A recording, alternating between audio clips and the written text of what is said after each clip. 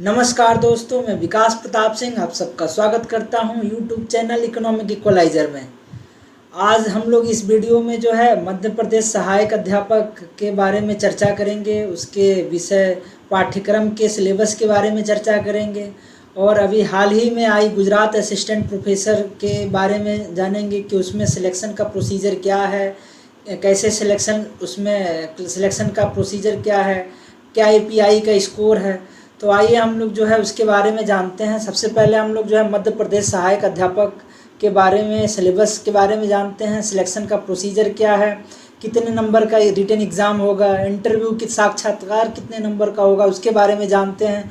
तो हम लोग जैसा कि मध्य प्रदेश सहायक अध्यापक का एग्ज़ाम का डेट आ चुका है, जैसा कि हम लोग देख रहे हैं कि 28 जनवरी 2024 जो है 28 जनवरी 2024 को मध्य प्रदेश सहायक अध्यापक इकोनॉमिक्स अर्थशास्त्र विषय का परीक्षा रिटन एग्ज़ाम है। और अब लास्ट डेट अप्लाई करने के लिए अभी मध्य प्रदेश सहायक अध्यापक का सेट का एग्ज़ाम हुआ है, स्टेट एलिजिबिलिटी टेस्ट हुआ है, जिससे कि स्टूडेंट्स क्या हों, एलिजिबल हो जाएं, एमपी असिस्टेंट प्रोफेसर के पेपर देने के लिए एलिजिबल हो जाएं। तो उसके लिए एमपी ने, मध्य प्रदेश जो है लोक सेवा आयोग ने जो है एमपी सेट का पेपर कराया है। और अभी एमपी असिस्टेंट प्रोफेसर के फॉर्म को अप्लाई करने का लास्ट डेट जो है 31 अक्टूबर 2023 है। आप लोग जैसा कि स्क्रीन पे देख रहे होंगे। अगर हम लोग पेपर के पैटर्न की बात कर लें, तो आप लोग देखोगे जो है पेपर जो है 3 पार्ट में डिवाइड है। एक है आपका जीके जीएस, जो कि आपका 50 क्वेश्चन है और इसका जो है मार्क्स जो है 200 मार्क्स है। इसके पहले जो है मध्य प्रदेश सहायक अध्यापक का जब पेपर हुआ था, उस समय जीके जीएस का पेपर नहीं हुआ करता था, केवल आपका इकोनॉमिक्स ही हुआ करता था। अभी इसके पहले 2018 में इसका एग्ज़ाम हुआ था और 2019 दिसंबर में जो लोग सिलेक्टेड हुए थे उनको जो है नियुक्ति पत्र दे दिया गया था। और ये फिर से एमपी असिस्टेंट प्रोफेसर एग्ज़ाम का फॉर्म आया हुआ है। अभी आप लोग अप्लाई कर सकते हो। लास्ट डेट अप्लाई करने का 31 अक्टूबर 2023 है। अगर पेपर के पैटर्न की बात किया जाए तो आप लोग देखोगे जीके जीएस जो कि 50 क्वेश्चंस होंगे, 1 आवर्स का पेपर होगा एंड 200 मार्क्स होंगे। जबकि दूसरा आपका सब्जेक्ट का है जो कि इकोनॉमिक्स है, 150 क्वेश्चंस होंगे, 3 आवर्स के होंगे एंड 600 मार्क्स का है। और बात किया जाए साक्षात्कार या पर्सनालिटी टेस्ट या इंटरव्यू की, तो इंटरव्यू आपके 100 मार्क्स के हैं। और इस तरीके से बात की जाए तो एग्रीगेट जो है टोटल जो है आपका जो है एग्रीगेट की बात किया जाए तो टोटल मार्क्स आपके 900 हो जाते हैं, जिसमें 600 आपके सब्जेक्ट के, 200 के कॉमन पेपर जो सारे सब्जेक्ट्स के स्टूडेंट्स को देने पड़ेंगे, जीके जीएस वाले पेपर, और आपका 100 नंबर का साक्षात्कार होगा। अब हम लोग जो है बात करते हैं कि एमपी असिस्टेंट प्रोफेसर सहायक अध्यापक का जो है विषय क्या है, सिलेबस क्या है, पाठ्यक्रम क्या है। तो पाठ्यक्रम में आप लोग देखोगे, ये आप लोग देख सकते हो, जैसा कि अभी आप लोगों को बताया गया कि एमपी असिस्टेंट प्रोफेसर का जो है जीके जीएस का पेपर 200 मार्क्स का है, आपके सब्जेक्ट का पेपर 600 मार्क्स का है। इस तरीके से रिटन टोटल 800 का हो जाएगा। अगर बात किया जाए साक्षात्कार का, इंटरव्यू का, तो ये 100 मार्क्स का है और इस तरीके से कुल 900 मार्क्स के हो जाएंगे। और अब हम लोग आते हैं सिलेबस के लिए। सिलेबस को अगर बात किया जाए, इसके बारे में देखा जाए तो ये आप जो है 2 सत्र में होगा, जैसा कि इन्होंने बताया है कि परीक्षा जो है एग्ज़ाम जो है आप लोगों के 2 सत्र में होंगे। अगर बात किया जाए प्रथम प्रश्न पत्र की, तो विषय वस्तु में मध्य प्रदेश राष्ट्रीय और अंतर्राष्ट्रीय स्तर का सामान्य ज्ञान तथा कंप्यूटर का आधारभूत ज्ञान से संबंधित 50 प्रश्न होंगे। जबकि द्वितीय प्रश्न पत्र में इन्होंने बताया है कि आपके संबंधित विषय से 150 प्रश्न होंगे। इस प्रकार से दोनों प्रश्न पत्रों को कुल 200 प्रश्न होंगे। दोनों प्रश्न पत्रों को अगर मिला लिया जाए, जीके जीएस जो कि कॉमन पेपर है और आप सब्जेक्ट का पेपर है, तो 50 और 150 मतलब 50 एंड 150 200 क्वेश्चंस हो जाते हैं। और प्रत्येक प्रश्न में इन्होंने बताया है कि 4 अंक का होगा। इन्होंने बताया है एमपी जीके जीएस जो है 50 क्वेश्चंस होंगे एंड 400 मार्क्स के होंगे, तो ये आपका 200 हो जाएगा। उसी तरीके से आपके सब्जेक्ट के 150 एंड 4 ये आपके 600 हो जाएंगे। तो ये आपके टोटल जो है, अगर रिटन की बात किया जाए तो रिटन आपका 800 मार्क्स का हो जाएगा, जो इन्होंने बताया हुआ। और फिर उन्होंने बताया है कि ये रिटन एग्ज़ाम होगा जो है ऑब्जेक्टिव टाइप का, वस्तुनिष्ठ या बहुविकल्पीय प्रकार का प्रश्न पत्र होगा। प्रत्येक प्रश्न के उत्तर हेतु 4 विकल्प A B C and D दिए होंगे। अभ्यर्थी को उक्त विकल्पों में से केवल एक सही विकल्प का चयन करना है जो कि सबसे अप्रोप्रिएट या उचित हो। और फिर इन्होंने भी बताया है कि एक से अधिक विकल्प पे क्या किया जाएगा, निरस्त कर दिया जाएगा, जो कि हर एग्जाम में होता है। और फिर हम बात करते हैं कि पेपर को लेके कितने आवर्स का होगा, तो फर्स्ट पेपर आपका जीके जीएस का है 1 आवर्स के लिए हो है। और आपका द्वितीय प्रश्न पत्र जो कि आपका विषय से है उसकी अवधि जो है 3 घंटे की होगी। अगर फिर हम बात कर लें, इन्होंने ये भी बताया है कि दोनों प्रश्न पत्रों को लेके लिखित परीक्षा ही की मेरिट दोनों प्रश्न पत्रों के प्राप्तांकों को जोड़कर बनेगी। आप लोग ये मत सोचना कि केवल जो है जीके जीएस में हम पास हो जाएं और इकोनॉमिक्स में हम अच्छा कर लें तो उससे हमारा सिलेक्शन हो जाएगा। इसके लिए हमको जीके जीएस प्लस आपका सब्जेक्ट दोनों में नंबर अच्छे लाने होंगे, 800 में से अच्छे नंबर लाने होंगे। और यहाँ पे इन्होंने माइनस मार्किंग या ऋणात्मक अंक का कोई जिक्र नहीं किया है, कोई वर्णन नहीं किया है। तो ये नहीं कहा जा सकता कि कोई ऋणात्मक अंक हैं। गलत अगर हम लोग विकल्प अगर आप लोग चयन करते हो तो गलत विकल्प के लिए कोई ऋणात्मक अंक का निर्धारण नहीं है। और इन्होंने भी बताया है दोनों ही प्रश्न पत्रों में पृथक पृथक 40% अंक प्राप्त करना अनिवार्य है।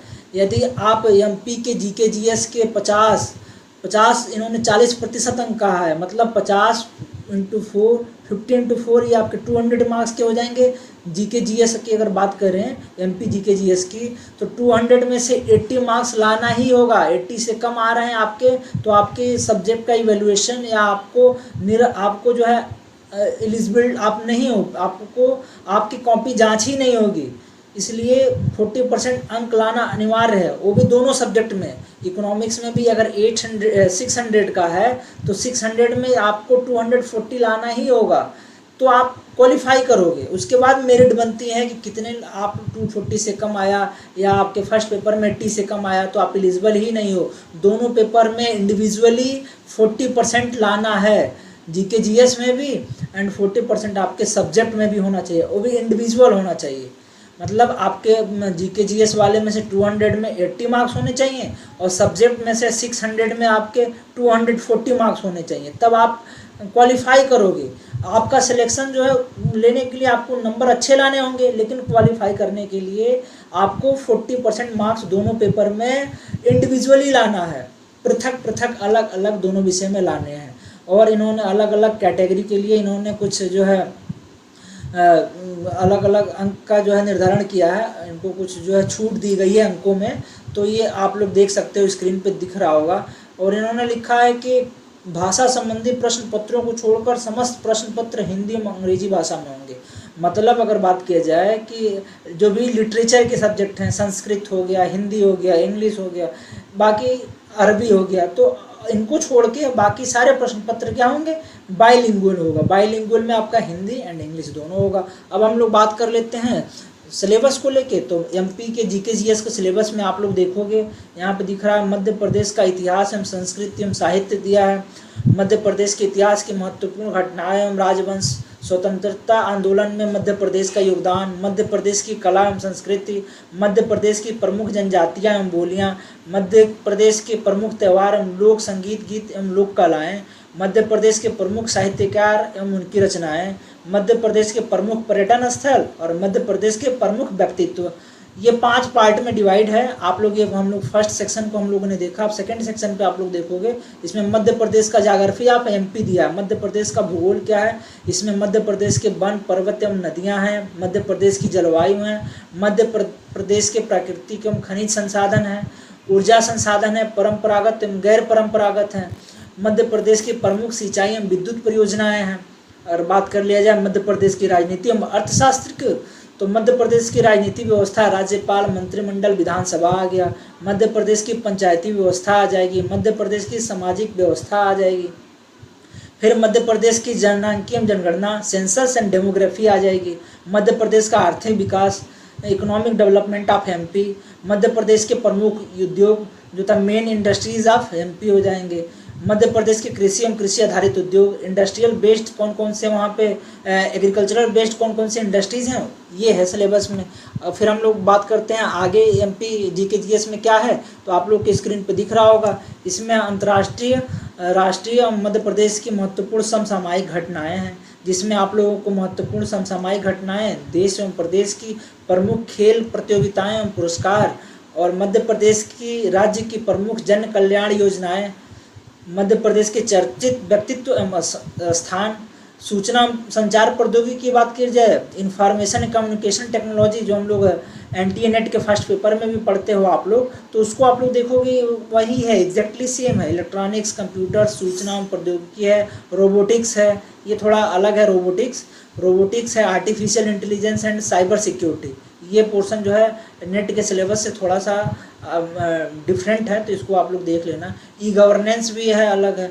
Internet and social networking sites हो गया, ई कॉमर्स, तो ये मध्य प्रदेश के जीके जीएस के सिलेबस, जो कि आपको जो है मध्य प्रदेश के हम लोग बात किए जीके जीएस सिलेबस की, तो इसमें होंगे 50 क्वेश्चन एंड मार्क्स होंगे 200।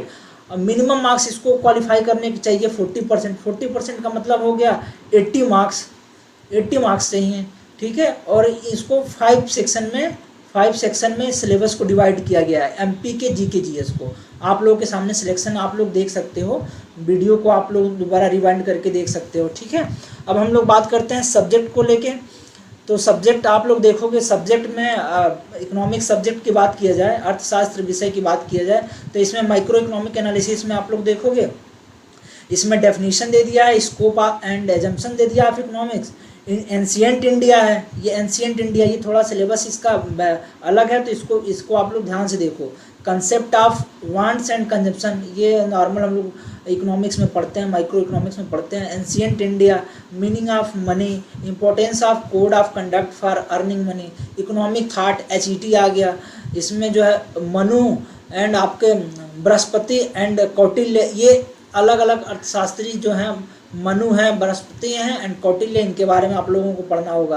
Concept of behavioural and cognitive economics, demand analysis, Marshallian, Hicksian, Samuelson revealed preference theory, ये हम लोग यूजुअली हम लोग माइक्रो इकोनॉमिक्स में पढ़ते हैं। तो और आप लोग देखोगे demand and supply and its elasticities, production function, theory of production and cost. आप लोग के साइड में, लेफ्ट साइड में जो है सिलेबस इंग्लिश में है, राइट साइड में हिंदी में है। मैं हिंदी और इंग्लिश दोनों को एक साथ लेके आया हूँ, जिससे किसी भी मीडियम के स्टूडेंट्स को समझने में कोई दिक्कत, प्रॉब्लम कोई क्रिएट ना हो। इसलिए आप लोग हिंदी वाले स्टूडेंट्स हिंदी वाले सिलेबस को देख सकते हो, इंग्लिश वाले इंग्लिश को देख सकते हो। इसमें आप लोग देखोगे फिर price and output determination of different form of market structure, फिर different models of objective of the firms, Baumol, Morris and Williamson, decision making under uncertainty, attitude towards risk, game theory, zero sum game, pure and mixed strategy, saddle point क्या होता है, उसका solution कैसे निकालते हैं, factor pricing क्या होता है, फैक्टर प्राइसिंग एनालिसिस क्या होता है, theories of distribution, marginal productivity theory, wage, interest, rent, profit, concept of welfare economics, theory of Pigouvian, Pareto and Arrow's possibility theorem आप लोग पढ़ते हो, वही है सिलेबस। थोड़ा सा इसमें चेंज है, जो आप लोग जो एंशिएंट इंडिया है उसके बारे में आप लोगों को इसको ऐड करना पड़ेगा, एडिशनल पढ़ना पड़ेगा, नहीं तो यूजुअली बाकी के सिलेबस आपका नॉर्मल इकोनॉमिक्स है जो आप लोग एनटीए नेट का पढ़ते हो, असिस्टेंट प्रोफेसर का पढ़ते हो। इसमें थोड़ा सा एडिशनल ऐड कर दिया इन्होंने, जो कि एंशिएंट इंडिया का हो गया, और अलग अलग इकोनॉमिस्ट जो है, कौटिल्य अर्थशास्त्र, मनु का, बृहस्पति का, ये आप लोगों को एचईटी का पढ़ना पड़ेगा, हिस्ट्री ऑफ इकोनॉमिक थॉट का जो है, ये थोड़ा एडिशनल है, इसको आप लोग देखोगे, आप लोग जो है इसको ध्यान से देख लो, इसको नोट कर लो आप लोग, इसको ये एडिशनल है, ये आपके बाकी सिलेबस से थोड़ा सा डिफरेंट है। तो इसको हम लोग फिर अब चलते हैं नेक्स्ट पार्ट पे। नेक्स्ट पार्ट जो है हम लोग के सामने मैक्रो इकोनॉमिक एनालिसिस है। मैक्रो इकोनॉमिक एनालिसिस में हम लोग देखेंगे definition, concept and components, measurement and estimation of national income को कैसे मेजर किया जाता है, उसकी डेफिनेशंस क्या हैं।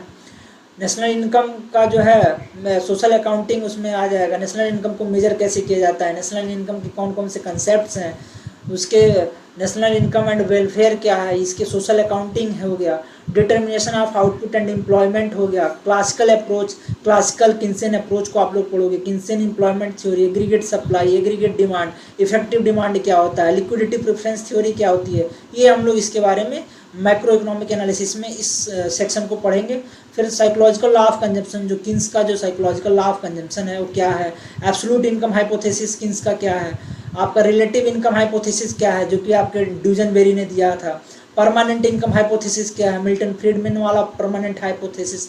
लाइफ साइकिल हाइपोथेसिस, एंडो मोदिग्लियानी का लाइफ साइकिल हाइपोथेसिस के बारे में इसमें हम लोग पढ़ेंगे। Monetary policy, instrument of monetary policy, development of monetary policy in India. Monetary policy क्या होती है, मॉनेटरी पॉलिसी का डेवलपमेंट किस तरीके से हुआ है, और उसके डिफरेंट इंस्ट्रूमेंट क्या हैं, क्वांटिटेटिव इंस्ट्रूमेंट क्या होता है, क्वालिटेटिव इंस्ट्रूमेंट क्या होता है, तो इसके बारे में हम लोग इसको पढ़ेंगे। फिर आपका मल्टीप्लायर थ्योरी, जो कि आपका गुणक का सिद्धांत हो गया, इन्वेस्टमेंट वाला त्वरक हो गया, आपका त्वरक गुणक, price determinant, four sector economy कौन कौन से होते हैं, मुंडल फ्लेमिंग मॉडल क्या है, ओपन इकोनॉमी मॉडल क्या है, ISLM मॉडल क्या है, ट्रेड साइकिल थ्योरीज क्या होती हैं, हिक्स का आप लोग पढ़ते हो, सैमुअलसन का पढ़ते हो, बॉमल का पढ़ते हो, हेयक का बिजनेस साइकिल पढ़ते हो। तो ये आपके जो है सिलेबस में मैक्रो इकोनॉमिक एनालिसिस में आ जाएगा। अगर फिर हम लोग बात करें नेक्स्ट, तो नेक्स्ट में आप लोगों का ग्रोथ एंड डेवलपमेंट है, थर्ड यूनिट जो कि है। थर्ड यूनिट में हम लोग देखें तो कंसेप्ट आ जाएगा, characteristics and indicator of economic growth. Economic growth के इंडिकेटर्स क्या हैं, इंक्लूसिव ग्रोथ क्या होता है, डेवलपमेंट एंड सस्टेनेबल डेवलपमेंट क्या होता है, डिफरेंस क्या है, सर्कुलर कॉजेशन क्या होता है। हम लोग पढ़े हैं ना सर्कुलर कॉजेशन। किसका है सर्कुलर कॉजेशन, आप लोग पढ़ते हो सर्कुलर कॉजेशन, गुरनार मिडाल वाला, वही सर्कुलर कॉजेशन है। स्ट्रक्चरल व्यू है, एक आप लोग रेगनर नर्स का बीसी सर्किल ऑफ पॉवर्टी पढ़ते हो, और आपका जो है गुरनार मिडाल का सर्कुलर कॉजेशन आ जाता है।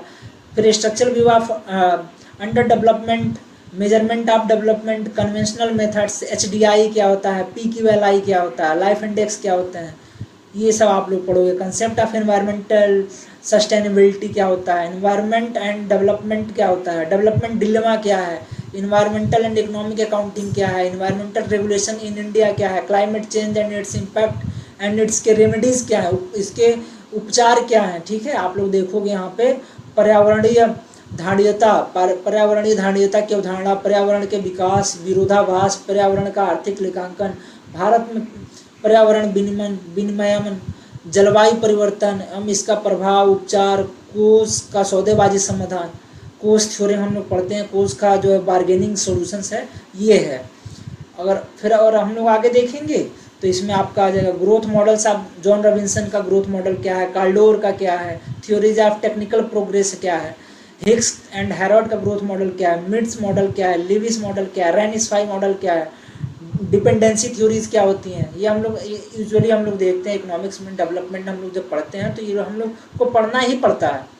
ये इसकी बेसिक थ्योरीज हैं डेवलपमेंट की। Approaches of development, balanced and unbalanced growth आप लोग पढ़े होंगे।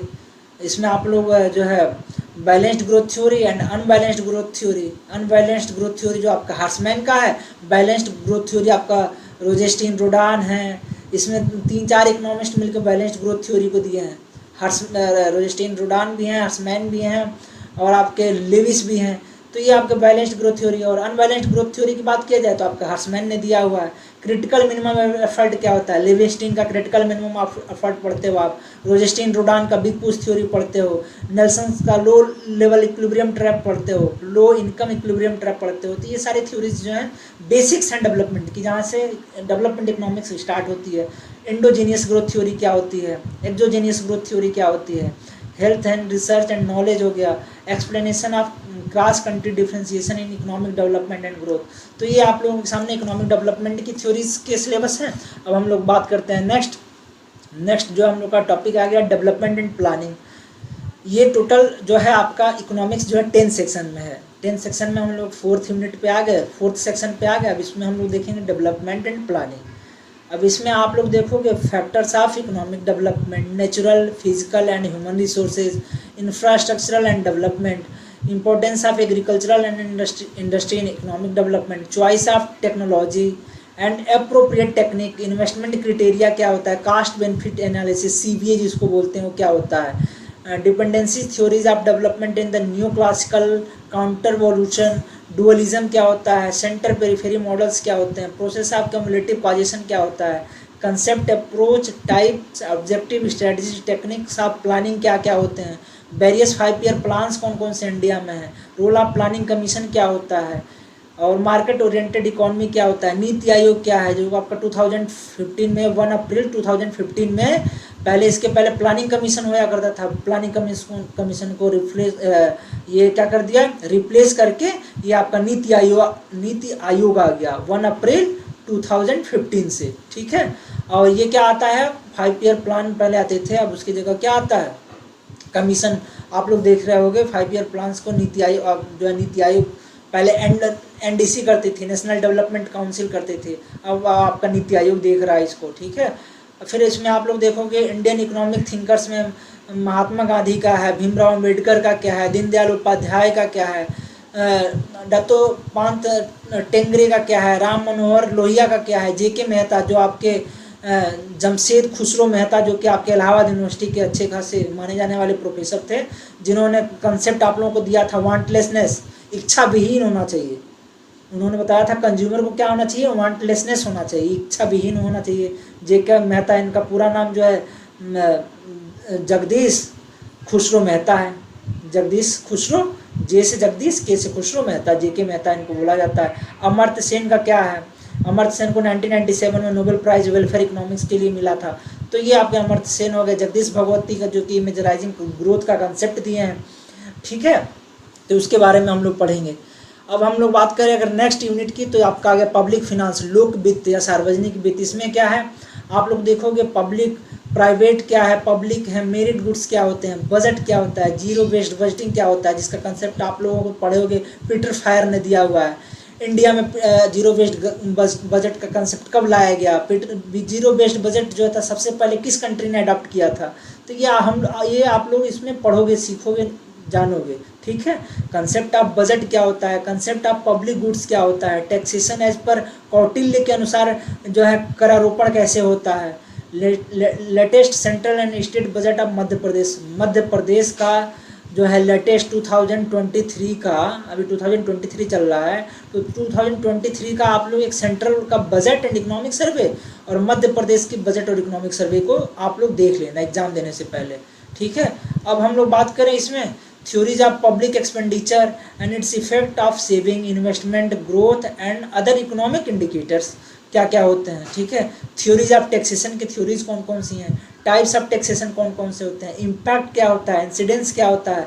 हम लोग पढ़ते हैं ना, जो है इनिशियल बर्डन को इम्पैक्ट बोलते हैं और फाइनल बर्डन को इंसिडेंस बोलते हैं। डायरेक्ट टैक्स में इम्पैक्ट और इंसिडेंस एक ही इंडिविजुअल पे, सेम इंडिविजुअल पे होता है, इनडायरेक्ट टैक्स में अलग अलग होता है, तो वही आपका इम्पैक्ट है, इंसिडेंस है। इफेक्ट ऑफ टैक्सेशन क्या है, GST क्या है, GST 2017 को 1 जुलाई 2017 को इम्प्लीमेंट कर दिया गया। डिफरेंट टाइप्स के वेरियस टैक्सेशन सिस्टम को क्या कर दिया, मर्ज करके एक GST लाया गया, ठीक है। लेकिन अभी भी कुछ ऐसे टैक्सेस हैं जिनको GST से बाहर रखा गया है, ठीक है। कुछ ऐसे कंजम्पशन बास्केट के कुछ ऐसे गुड्स हैं, कुछ ऐसी सर्विसेज हैं जिसको किसी तरीके का टैक्सेशन में नहीं रखा गया है। जैसे आप लोग ले लो, आप लोग जो है एल्कोहल को ले सकते हो, एल्कोहल हो गया आपका, और आपका क्या हो गया, पेट्रोलियम हो गया। तो ये सब कुछ ऐसे कंजम्पशन बास्केट के गुड्स हैं जिनको रखा ही नहीं गया। विदाउट टैक्सेशन सिस्टम के आए हुए उनसे गवर्नमेंट को ज़्यादा रिवेन्यू जनरेट होती है, ज़्यादा टैक्स मिलता है, तो उसको भी टैक्सेशन सिस्टम में रखा ही नहीं गया है, ठीक है।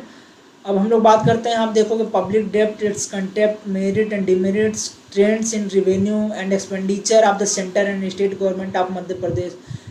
सेंटर स्टेट फिनेंशियल रिलेशंस क्या है, सेंटर स्टेट फिनांस कमीशंस क्या है, सेंटर एंड MP गवर्नमेंट के बीच में क्या क्या रिलेशंस हैं, इसके बारे में हम लोग पढ़ेंगे।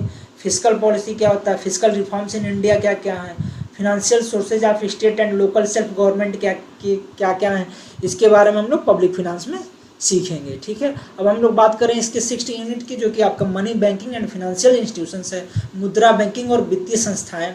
इसमें हम लोग देखते हैं मुद्रा की परिभाषा क्या है, कार्य क्या है, उसका इंपॉर्टेंस क्या है, मुद्रा का मूल्य का सिद्धांत क्या है, money value of currency, money value क्या है, ठीक है।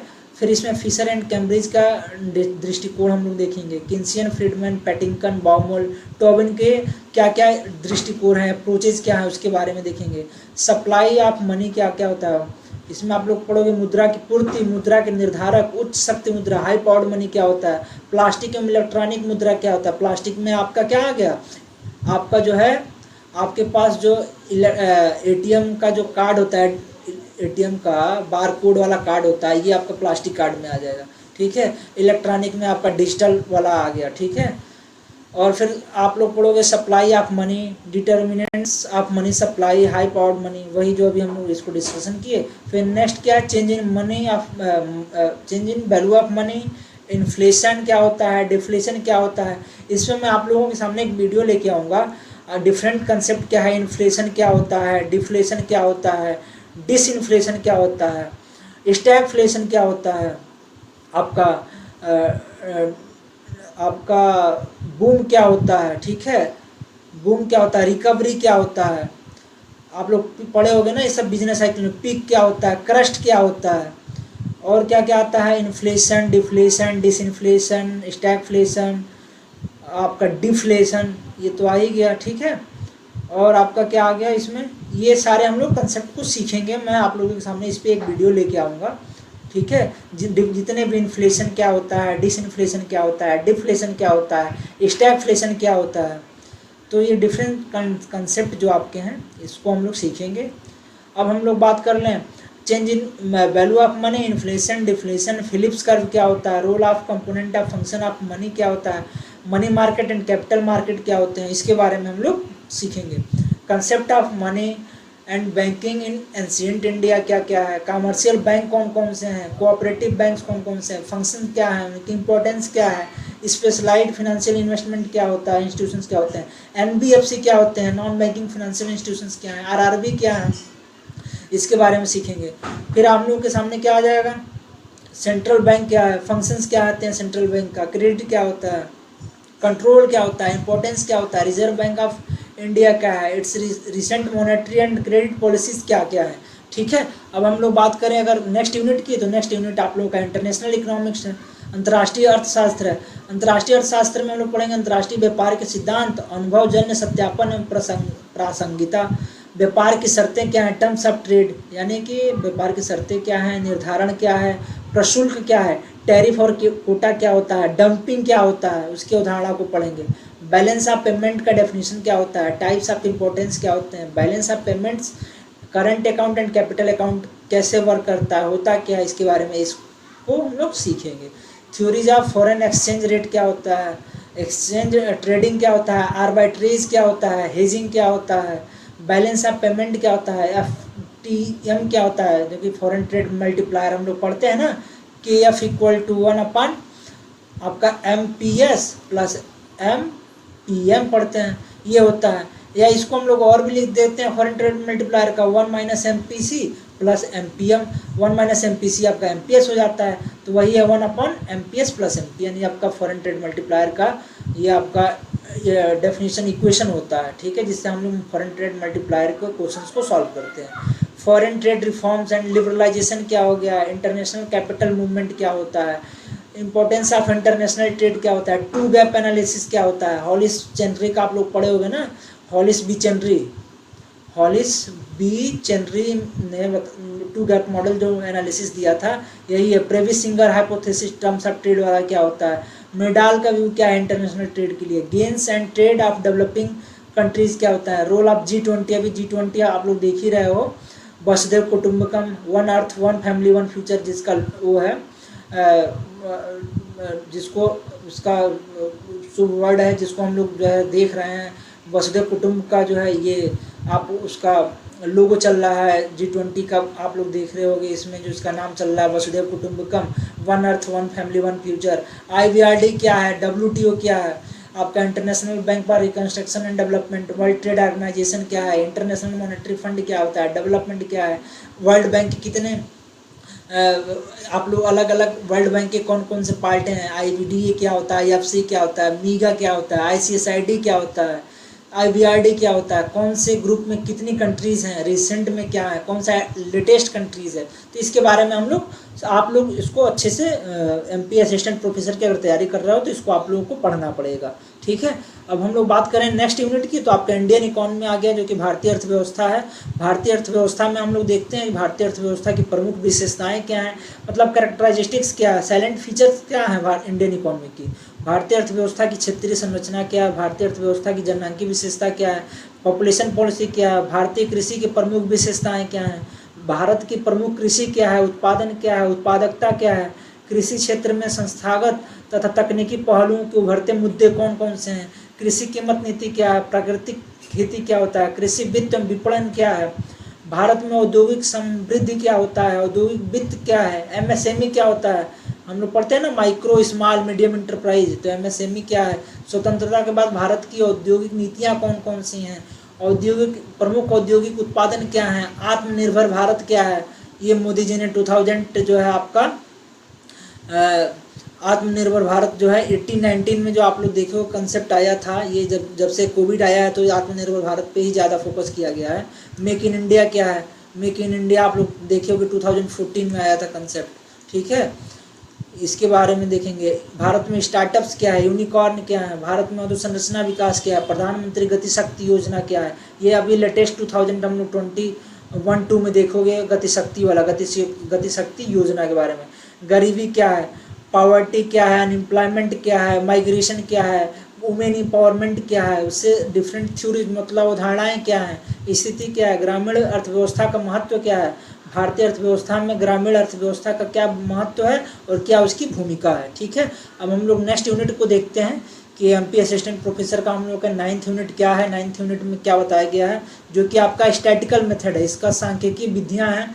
अब सांख्यिकी विद्या में हम लोग सेंट्रल टेंडेंसी देखेंगे क्या होता है, डिस्पर्सन क्या होता है, जो हम लोग पढ़ते हैं ना, प्रसरण क्या होता है, विषमता क्या होता है, स्क्यूनेस मेजर करते हैं हम लोग, कर्टोसिस क्या होता है जिसमें हम लोग पिकेडनेस को मेजर करते हैं, simple correlation and regression analysis क्या होता है, इंडेक्स नंबर क्या होता है, टाइम सीरीज एनालिसिस क्या होता है, concept of meaning of sampling and census method क्या होता है, टाइप्स ऑफ सैम्पलिंग कितने तरीके की सैम्पलिंग होती है, बाइनोमियल एंड पॉइजन डिस्ट्रीब्यूशन पढ़ोगे, नॉर्मल डिस्ट्रीब्यूशन इसमें हम लोग सीखेंगे, रैंडम वेरिएबल क्या होता है, प्रोबेबिलिटी डिस्ट्रीब्यूशन क्या होता है, हाइपोथेसिस टेस्टिंग क्या होता है, टाइप 1 एरर क्या होता है, टाइप 2 एरर क्या होता है, T test, F test, chi square test, ANOVA test, जो कि एनालिसिस ऑफ वेरिएंस जो होता है, इसके बारे में हम लोग सीखेंगे। Classical linear regression model CLRM क्या होता है, जंक्शन ऑफ प्रॉपर्टीज, एजम्पशंस क्या होते हैं, उसके प्रॉपर्टीज़ क्या है, मल्टीपल रिग्रेशन क्या होते हैं, मॉडल क्या होते हैं।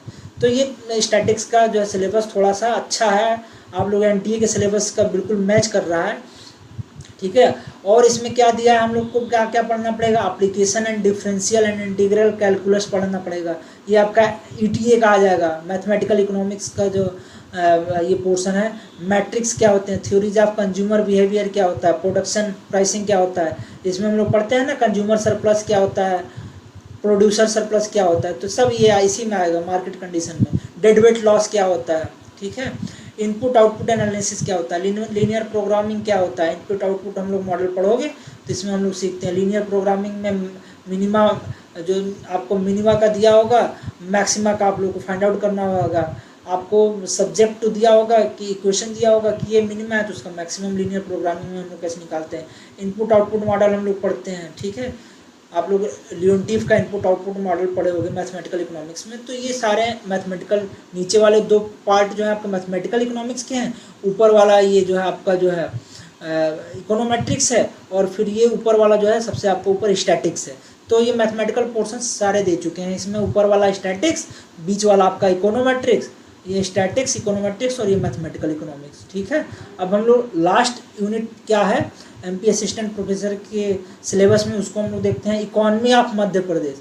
बाकी के सारे यूनिट जो हैं हम लोग रेगुलर पढ़ते हैं, लेकिन ये MP का मध्य प्रदेश की इकोनॉमी है, जिसको जो है MP के स्टूडेंट्स जो तक अगर कंपैरेटिवली देखा जाए अदर स्टेट के कंपेयर में, तो ये वहाँ के लोग थोड़ा बहुत इसके बारे में उनको नॉलेज होगा, तो ये भी जो है अदर स्टेट्स के स्टूडेंट्स को या फिर MP के ही स्टूडेंट्स को पढ़ना पड़ेगा। MP इकोनॉमी के बारे में एक सेक्शन दिया हुआ है, अगर हम लोग बात कर लें तो इसमें से 15 क्वेश्चन आएंगे, क्योंकि टोटल 115 है। टोटल जो है हम लोग देख रहे हैं कितने हैं, 150 क्वेश्चन हैं, 150 क्वेश्चंस दिया गया है, और 10 सेक्शंस हैं, तो पर सेक्शन 15 क्वेश्चंस आएंगे, तभी 150 होगा। तो इस सेक्शन से आप लोगों को टोटल मध्य प्रदेश की इकोनॉमी से एग्जाम में आप लोगों को जो है 10 क्वेश्चन, आप लोगों को 8 से 10 क्वेश्चन तो मिलेंगे ही, 10 क्वेश्चन तो मिलेगा ही। ठीक है, तो ये हम लोग कह सकते हैं इस पर भी फोकस करना बहुत ज़रूरी है। इसके बारे में हम लोग को सीखना पड़ेगा आखिर इसमें होता क्या क्या है। ठीक है, तो इसमें आएगा आपका 50 क्वेश्चंस इस सेक्शन से आएगा 10th यूनिट से। ठीक है, तो इसमें क्या है, साइलेंट फीचर ऑफ मध्य प्रदेश है। मध्य प्रदेश का जो है आप लोग देखोगे इकॉनमी है, नेचुरल रिसोर्सेज हैं, मध्य प्रदेश का इंफ्रास्ट्रक्चर क्या है, मध्य प्रदेश का सोशल इंफ्रास्ट्रक्चर क्या है, मध्य प्रदेश, फिर यहाँ पे हम लोग देखोगे demographic feature of Madhya Pradesh क्या है, trends and major demographic features क्या क्या है, Madhya Pradesh and HDI in Madhya Pradesh, HDI human development index Madhya Pradesh का कैसा है, अदर के जो है नेबर्स स्टेट्स हैं उनकी कंपेरेटिवली HDI में मध्य प्रदेश की का ग्रोथ कैसा है। ठीक है, role of agriculture in Madhya Pradesh economy में, एग्रीकल्चर का रोल क्या है मध्य प्रदेश की अर्थव्यवस्था में, कृषि का क्या रोल है, एग्रो क्लाइमेट जोन क्या होता है मध्य प्रदेश में, production and productivity of major crops of Madhya Pradesh, cropping pattern क्या होता है, agricultural policy in Madhya Pradesh क्या है, status of ODOP one district जो है वन प्रोडक्ट का क्या रोल है यहाँ पे। ठीक है, फिर industrial growth in Madhya Pradesh क्या होता है, मेजर इंडस्ट्रीज क्या क्या है, MSME सेक्टर क्या होता है, industrial policy of Madhya Pradesh क्या है, industrial state in Madhya Pradesh क्या है, स्टेटस ऑफ टूरिज्म क्या है, हॉर्टिकल्चर क्या है, ऑर्गेनिक फार्मिंग क्या है, फॉरेन इन्वेस्टमेंट इन मध्य प्रदेश क्या है, जब हम लोग फॉरेन FDI देखते हैं तो FDI का रोल क्या है मध्य प्रदेश में। ठीक है, one district one product and for industrial product क्या है रोल मध्य प्रदेश में। ठीक है, लास्ट इसमें क्या है, features of tribal economy, tribal economy कहा जाए जनजातीय अर्थव्यवस्थाएं क्या क्या हैं। आप लोग देखते होंगे मध्य प्रदेश में जो जनजातियां पाई जाती हैं वहाँ पर नक्सली भी पाए जाते हैं, तो उसके बारे में आप लोगों को वो भी पढ़ना पड़ेगा, विशेषता क्या क्या है, आदिवासी क्या है, क्षेत्र का फसल प्रारूप क्या है, जनजातीय उत्पादों का विपणन, हाट बाजार क्या है, ट्राइबल लाइवलीहुड क्या क्या है, गवर्नमेंट स्कीम्स क्या क्या हैं, ट्राइबल सोसाइटीज़ के लिए, ट्राइबल पीपुल के लिए अपलिफ्टमेंट के लिए, उनको ऊपर उठाने के लिए गवर्नमेंट के कौन कौन से योजनाएं, कौन कौन से प्लानिंग्स हैं, या फिर गवर्नमेंट का क्या रोल रहा है उनको अपलिफ्टमेंट करने के लिए, तो उसके बारे में हम लोग इसमें सीखोगे आप लोग। ठीक है, हम लोग सीखेंगे। ठीक है, अब हम लोगों ने मध्य प्रदेश के सभी यूनिट जो कि 10 यूनिट हैं, सारे यूनिट के बारे में हम लोगों ने जान लिया। अब हम लोग जो है बात करते हैं, अभी आया है नोटिफिकेशन आया है गुजरात का असिस्टेंट प्रोफेसर के लिए। अब बात किया जाए गुजरात की, तो गुजरात में वहाँ पे अगर कोई सिलेक्ट होता है तो वहाँ की पॉलिसी है आपको पहले 5 साल तक एडहॉक बेसिस पे, जैसे कि आपका परमानेंट नहीं रखा जाता है, और सैलरी भी आपकी नियर अबाउट 50% होती है। जैसे आप अगर 80,000 सैलरी पा रहे हो तो आपको शुरू के 5 साल जो है 40,000 पर मंथ दिया जाएगा। तो हम लोग अभी असिस्टेंट प्रोफेसर के लिए इकोनॉमिक्स में अच्छी खासी पोस्ट आई है, तो उसके बारे में हम लोग देख लेते हैं, उसके बारे में भी डिस्कशन कर लेते हैं, आप लोग जान जाओ। और जो एलिजिबल हैं वो अप्लाई कर सकते हैं, API बेसिस पे है, आपका एकेडमिक इंडेक्स क्या है उसका भी नंबर है, और आपका जो है फिर इंटरव्यू है, अगर शॉर्ट लिस्ट होते हो तो इंटरव्यू के लिए बुलाया जाएगा, फिर फाइनल मेरिट लिस्ट बनेगी तो हम लोग उसको देखते हैं। ठीक है, ये आप लोग देखोगे, यहाँ पे देखो कमिश्नरेट ऑफ हायर एजुकेशन, ये देखोगे कमिश्नरेट ऑफ हायर एजुकेशन, ये दिया है जीवराज मेहरा भवन गांधीनगर गुजरात, और इनमें अध्यापक सहायक रिक्रूटमेंट दिया हुआ है। यहाँ पे देखो आप लोग देखोगे ये एजुकेशन BEd के लिए commerce and home science, rural studies and physical education, law, journalism college through the centralised recruitment process है। ठीक है, अब हम लोग बात कर लेते हैं जनरल इंस्ट्रक्शंस की।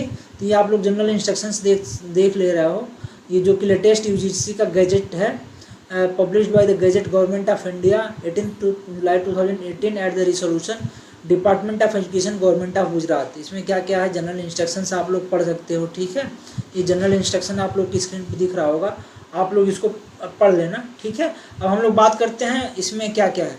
अब अगर पे स्केल की बात किया जाए, सैलरी क्या होगी, सैलरी की बात कर लें तो सैलरी में आप लोग देखो लिखा है यहाँ पे, the department of education Gujarat accordingly the appointment will be on a probation with a fixed salary of 40,176 40,176 रुपये आप लोगों को मंथली सैलरी मिलेगी for the first 5 years as per the resolution. लिखा है पहले 5 साल तक अगर कोई सिलेक्ट होता है तो उसको 40,176 रुपये मंथली सैलरी मिलेगी, जो कि 50% है सैलरी का।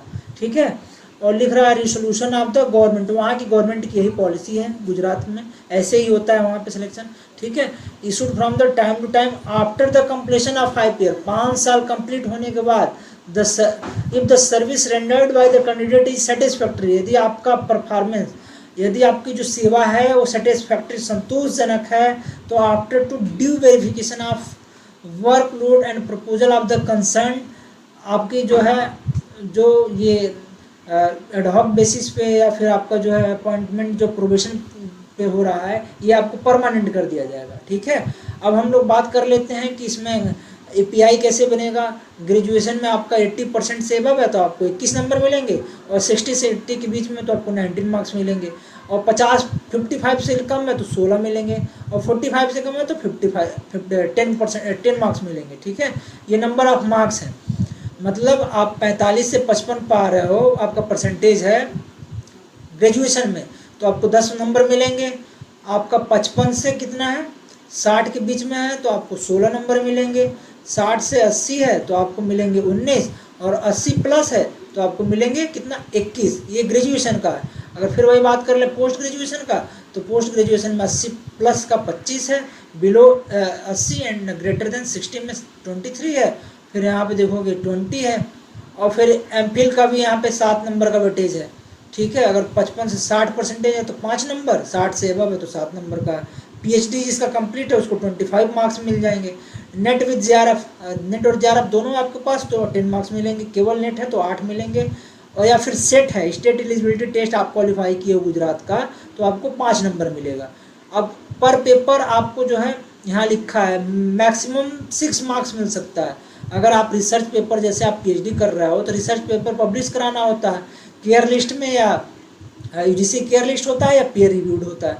यदि आपका पीयर रिव्यूड या केयर लिस्ट में आपका पेपर पब्लिश है तो आपको पर पेपर 2 मार्क्स मिलेंगे, और मैक्सिमम 6 दिया है, मतलब 3 पेपर के बाद आपको 6 मार्क्स से ज़्यादा नहीं मिल सकता, चाहे आप कितने भी पेपर पब्लिश किए हो, ठीक है। और टीचिंग एक्सपीरियंस का कितना है 10 मार्क्स का है, 2 मार्क्स 1 ईयर। यदि आप 5 ईयर तक टीचिंग किए हो, कहीं टीचिंग करा रहे हो तो आपको 10 नंबर मिल जाएंगे, 10 मार्क्स मिल जाएंगे, लेकिन पर ईयर 2 मार्क्स है, ठीक है।